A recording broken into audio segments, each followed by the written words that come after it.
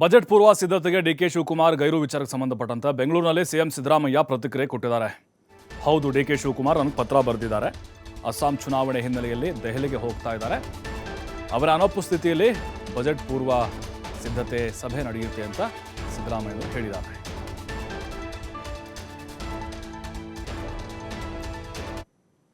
ಇದೆ ಸರ್. ಮತ್ತೆ D K Shivakumar ಏನು ಪರ್ಮಿಷನ್ ತಗೊಂಡಿದ್ದಾರೆ ಸರ್ ಇವತ್ತು ಗೈರಾಗೋದಕ್ಕೆ? ಹೌದು, ಲೆಟರ್ ಬರೆದಿದ್ದಾರೆ. ಲೆಟರ್ ಬರೆದು ನನಗೆ ಅಸ್ಸಾಂನ ಮೀಟಿಂಗ್ ಇದೆ, ಅಸ್ಸಾಂ ಚುನಾವಣಾ ಮೀಟಿಂಗ್ ಇದೆ, ಅಲ್ಲಿಗೆ ಹೋಗ್ಬೇಕಾಗಿದೆ ದಿಲ್ಲಿಗೆ. ಅದಕ್ಕೋಸ್ಕರವಾಗಿ ನಾನು ಬರ್ಲಿಕ್ಕಾಗಲ್ಲ. ಅವರ ಒಂದು ಉಪಸ್ಥಿತಿಯಲ್ಲಿ ಮೀಟಿಂಗ್ ಆಗುತ್ತಲ್ಲ ಸರ್ ಅಧಿಕಾರಿ. ಸರ್, ಈಗ ಬಜೆಟ್ ಸಿದ್ಧತೆ ಹೇಗೆ ನಡೀತಾ ಇದೆ? ಕದ್ದು ಮುಚ್ಚಿ ನಾನು ಮತ್ತು ಸಿಎಂ ಮಾತಾಡಲ್ಲ ಎಂಬ ವಿಚಾರಕ್ಕೆ ಗರಂ ಆಗೇ ಮಾತಾಡ್ಬಿಟ್ರು ಸಿದ್ದರಾಮಯ್ಯ. ನಾನು ಅದ್ರ ಬಗ್ಗೆ ಮಾತಾಡಕ್ಕೆ ಹೋಗಿಲ್ಲ ಅಂತ ಹೇಳಿದ್ರು ಸಿದ್ದರಾಮಯ್ಯನವರು. ಒಂದು ರೀತಿ ಕೋಪದಿಂದ ಮಾತಾಡ್ದಂಗೆ ಕಾಣಿಸ್ತು. ಈ ಒಂದು ಪ್ರಶ್ನೆಗೆ ಹೈಕಮಾಂಡ್ ಏನು ಹೇಳುತ್ತೋ ಅದ್ರ ಬಗ್ಗೆ ನಡೆದುಕೊಳ್ತೀನಿ ಅಂತ ಹೇಳಿದ್ದಾರೆ. ಹೈಕಮಾಂಡ್ ಏನು ಹೇಳ್ತದೆ ಅದಕ್ಕೆ ನಾನು ಬದ್ಧ. ನಾನು ಮತ್ತೆ ಸಿದ್ದರಾಮಯ್ಯ ಕದ್ದು ಮುಚ್ಚಿ ಮಾತಾಡಿಲ್ಲ, ಹೈಕಮಾಂಡ್ ಸಮ್ಮುಖದಲ್ಲೇ ಚರ್ಚೆ ಮಾಡಿರೋದು. ಇವತ್ತು ಹೈಕಮಾಂಡ್ ನಾಯಕರನ್ನು ಭೇಟಿ ಮಾಡ್ತೀನಿ ಅಂತ ಹೇಳಿದ್ದಾರೆ. ನಾನು ಅದ್ರ ಬಗ್ಗೆ ಮಾತಾಡಲ್ಲ. ಹೈಕಮಾಂಡ್ ಅವ್ರು ಏನು ಹೇಳ್ತಾರೆ ಅದಕ್ಕೆ ಅದನ್ನೇ ಅಂತಿಮ. ಅವ್ರು ಹೇಳಿದ್ರೆ ಅವ್ರನ್ನೇ ಕೇಳಿ, ನಂಗೆ ಗೊತ್ತಿಲ್ಲ. ಹೈಕಮಾಂಡ್ ಏನು ಹೇಳ್ತದೆ ಅದಕ್ಕೆ ನಾನು ಬದ್ಧ. ನಾನು ಮತ್ತೆ ಸಿದ್ದರಾಮಯ್ಯ ಕದ್ದು ಮುಚ್ಚಿ ಮಾತಾಡಿಲ್ಲ, ಹೈಕಮಾಂಡ್ ಸಮ್ಮುಖದಲ್ಲೇ ಚರ್ಚೆ ಮಾಡಿರೋದು. ಇವತ್ತು ಹೈಕಮಾಂಡ್ ನಾಯಕರನ್ನು ಭೇಟಿ ಮಾಡ್ತೀನಿ ಅಂತ ಹೇಳಿದ್ದಾರೆ. ನಾನು ಅದ್ರ ಬಗ್ಗೆ ಮಾತಾಡಲ್ಲ. ಹೈಕಮಾಂಡ್ ಅವ್ರು ಏನು ಹೇಳ್ತಾರೆ ಅದಕ್ಕೆ ಅದನ್ನೇ ಅಂತಿಮ. ಅವ್ರು ಹೇಳಿದ್ರೆ ಅವ್ರನ್ನೇ ಕೇಳಿ, ನಂಗೆ ಗೊತ್ತಿಲ್ಲ. ಹೈಕಮಾಂಡ್ ಏನು ಹೇಳ್ತದೆ ಅದಕ್ಕೆ ನಾನು ಬದ್ಧ. ನಾನು ಮತ್ತೆ ಸಿದ್ದರಾಮಯ್ಯ ಕದ್ದು ಮುಚ್ಚಿ ಮಾತಾಡಿಲ್ಲ, ಹೈಕಮಾಂಡ್ ಸಮ್ಮುಖದಲ್ಲೇ ಚರ್ಚೆ ಮಾಡಿರೋದು. ಇವತ್ತು ಹೈಕಮಾಂಡ್ ನಾಯಕರನ್ನು ಭೇಟಿ ಮಾಡ್ತೀನಿ ಅಂತ ಹೇಳಿದ್ದಾರೆ. ನಾನು ಅದ್ರ ಬಗ್ಗೆ ಮಾತಾಡಲ್ಲ. ಹೈಕಮಾಂಡ್ ಅವ್ರು ಏನು ಹೇಳ್ತಾರೆ ಅದಕ್ಕೆ ಅದನ್ನೇ ಅಂತಿಮ. ಅವ್ರು ಹೇಳಿದ್ರೆ ಅವ್ರನ್ನೇ ಕೇಳಿ, ನಂಗೆ ಗೊತ್ತಿಲ್ಲ. ಹೈಕಮಾಂಡ್ ಏನು ಹೇಳ್ತದೆ ಅದಕ್ಕೆ ನಾನು ಬದ್ಧ. ನಾನು ಮತ್ತೆ ಸಿದ್ದರಾಮಯ್ಯ ಕದ್ದು ಮುಚ್ಚಿ ಮಾತಾಡಿಲ್ಲ. ಮತ್ತಷ್ಟು ಮಾಹಿತಿ ನಮ್ಮ ಪ್ರತಿನಿಧಿ ಎಲ್.ಎನ್. ಸ್ವಾಮಿ ನೀಡ್ತಾರೆ. ಎಲ್.ಎನ್. ಸ್ವಾಮಿ, ಸಿದ್ದರಾಮಯ್ಯನವ್ರ ರಿಯಾಕ್ಷನ್ ನೋಡ್ತಾ ಇದ್ರೆ ಗರಂ ಆದಂಗೆ ಕಾಣಿಸ್ತಾ ಇದೆ. ಅಲ್ಲಿ ಡಿ ಕೆ ಶಿವಕುಮಾರ್ ಡೆಲ್ಲಿಗೆ ಹೋಗಿದ್ದಾರೆ, ಈ ಕಡೆ ಮಾಧ್ಯಮದವರು ಪ್ರಶ್ನೆ ಮಾಡಿದರೆ ಒಂದು ರೀತಿ ಅಂದರೆ ಕೇರ್ಲೆಸ್ ಆದಂಥ ಒಂದು ಹೇಳಿಕೆಯನ್ನು ಕೊಡ್ತಾರೆ. ಹಾಗಾಗಿ ಎಲ್ಲೋ ಒಂದು ಕಡೆ ಅವರು ಆ ಒಪ್ಪಂದದ ಬಗ್ಗೆ ಮಾತಾಡಿರೋದಕ್ಕೆ ಸಿಡಿಮಿಡಿಗೊಂಡ್ರ ಅಂತೇಳಿ. ಖಂಡಿತ ಆಗಲೇ ಕಳೆದ ನವೆಂಬರಿಂದ ಸಿಎಂ ಪವರ್ ಕುರ್ಚಿ ತಾರಕಕ್ಕೇರ್ತಾ ಇಷ್ಟು ಬ್ರೇಕ್ ಕೂಡ ಮಧ್ಯದಲ್ಲಿ ಈ ಇತ್ತೀಚಿನ ದಿನಗಳ ಅಂದರೆ ಕಳೆದ ಒಂದು 3-4 ದಿನಗಳಿಂದ ಮತ್ತೆ ಸಿಎಂ ಕುರ್ಚಿ ಕಿತ್ತಾಟ ಭರಾಟೆ ಜೋರಾಗ್ತಾ ಇರೋಂಥದ್ದು.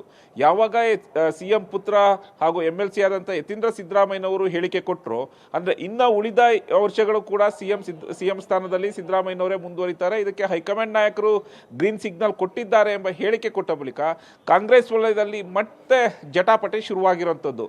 ಒಂದು ಕಡೆ ಸಿಎಂ ಸಿದ್ದರಾಮಯ್ಯನವರು ಬಜೆಟ್ ಮಂಡನೆ ಮಾಡೋದಕ್ಕೆ ಎಲ್ಲ ರೀತಿಯ ಸಿದ್ಧತೆಗಳನ್ನು ಮಾಡ್ಕೊಳ್ತಾ ಇದ್ದಾರೆ.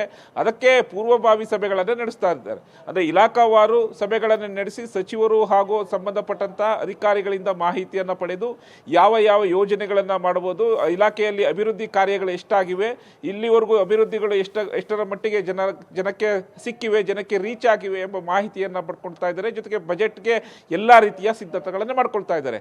ಇವತ್ತು DCM ಡಿ ಕೆ ಶಿವಕುಮಾರ್ ಅವರ ಇಲಾಖೆ ಅಂತ ಜಲಸಂಪನ್ಮೂಲ ಇಲಾಖೆಯ ಸಭೆ ಕೂಡ ಇತ್ತು.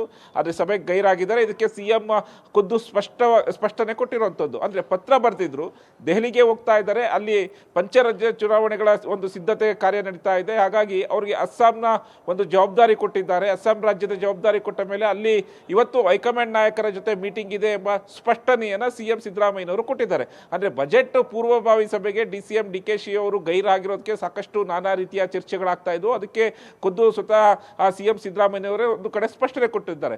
ಆದರೆ ಮತ್ತೊಂದು ಕಡೆ ಬಜೆಟ್ ಸಭೆಗಳ ಪೂರ್ವಭಾವಿ ಸಭೆಗಳು ನಡೆಯುತ್ತಿರುವಾಗಲೇ DCM DK ಶಿವಕುಮಾರ್ ದೆಹಲಿಗೆ ಹೋಗಿದ್ಯಾಕೆ? ಒಂದು ಕಡೆ ಅಸ್ಸಾಂ ರಾಜ್ಯದ ಚುನಾವಣೆ ಸಿದ್ಧತೆ ಜೊತೆಗೆ ಮತ್ತೊಂದು ಕಡೆ ಸಿಎಂ ಸ್ಥಾನದ ವಿಚಾರ ಹೈಕಮಾಂಡ್ ನಾಯಕರ ಜೊತೆ ಚರ್ಚೆ ಮಾಡ್ತಾರಾ ಎಂಬ ವಿಚಾರಗಳು ಸಾಕಷ್ಟು ಚರ್ಚೆ ಆಗ್ತಾ ಇದೆ. ಜೊತೆಗೆ ಕಾಂಗ್ರೆಸ್ ವಲಯದಲ್ಲಿ ಮತ್ತೆ ಬಣಬಡಿದಾಟ ಕೂಡ ಶುರುವಾಗ್ತಾ ಇರುವಂಥದ್ದು. ಯಾಕಂದರೆ ಯತೀಂದ್ರ ಸಿದ್ದರಾಮಯ್ಯನವರು ಹೇಳಿಕೆ ಕೊಟ್ಟ ಮೇಲೆ ಮತ್ತೊಂದು ಕಡೆ DCM ಬಣದಲ್ಲಿ ಗುರುತಿಸಿಕೊಂಡ ತೆಗೆದುಕೊಂಡಿರುವಂತಹ ಶಾಸಕರು ಕೂಡ DCM DK ಶಿವಕುಮಾರ್ ಪರ ಬ್ಯಾಟಿಂಗ್ ಮಾಡ್ತಾ ಇದ್ದಾರೆ. ಅಂದರೆ DCMಗೆ CM ಸ್ಥಾನ ಬಿಟ್ಕೊಡ್ಲೇಬೇಕು ಎಂಬ ಆಗ್ರಹವನ್ನು ಮಾಡ್ತಾ ಇದ್ದಾರೆ. ಆದರೆ ಮತ್ತೊಂದು ಕಡೆ CM ಪರವೂ ಕೂಡ ಕೆಲ ಶಾಸಕರು CM ಅವರನ್ನೇ ಮುಂದುವರಿಸಬೇಕು ಅನ್ನೋ ಒಂದು ಹೇಳಿಕೆಯನ್ನು ಕೊಡ್ತಾ ಇದ್ದಾರೆ. ಇದು ವಿಪಕ್ಷಗಳಿಗೆ ಆಹಾರ ಆಗೋದ್ರ ಜೊತೆಗೆ ಪಕ್ಷಕ್ಕೆ ಸಾಕಷ್ಟು ಡ್ಯಾಮೇಜ್ ಆಗ್ತಾ ಇದೆ. ಈ ಹಿನ್ನೆಲೆಯಲ್ಲಿ ಇದನ್ನೆಲ್ಲ ಕಂಟ್ರೋಲ್ ಮಾಡಬೇಕು ಅನ್ನೋದು ಕೆಲವು ಸಚಿವರು ಹೈಕಮಾಂಡ್ಗೆ ಮನವಿ ಮಾಡಿದ್ರು ಕೂಡ ಯಾವುದೇ ರೀತಿಯ ಒಂದು ಪ್ರಯೋಜನ ಆಗ್ತಾ ಇಲ್ಲ, ಅದು ಮುಂದುವರಿತಾನೆ ಇದೆ. ಹಾಗಾಗಿ ಈ ಬಾರಿ DCM ದೆಹಲಿಗೆ ಹೋಗಿದ್ದಾರೆ, ಅಲ್ಲಿ ಹೈಕಮಾಂಡ್ ನಾಯಕರನ್ನ ಭೇಟಿ ಆಗ್ತಾರೆ.